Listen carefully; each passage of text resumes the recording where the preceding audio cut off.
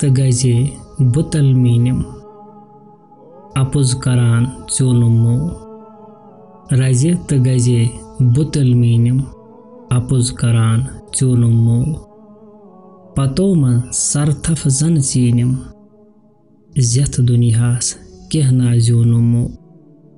पतो मज सरथफ जन चीनिम ज़थ दुनियास कहना जोनुमो। हज़रत शेखुल आलम रहमतुल्लाहि ताला फरमाते हैं, ऐशो इशरत और दुनिया से लुत्फ़ अंदोज़ होने के लिए मैं हर तरफ ऐसे घूमा जैसे कि मैं रस्सी और गज़ लेकर ज़मीन को मापने गया था, और हर जगह झूठ और फरेबकारी से काम लेते हुए मैं ये महसूस ही न कर सका कि मैं कोई गलत काम कर रहा हूँ। आखिर समंदर के बीच में कश्ती के पतवार से मेरी पकड़ ही कट गई, और अब मुझे अफसोस है कि दुनिया में आकर मैंने आखिरत के लिए कोई अच्छी कमाई नहीं की है।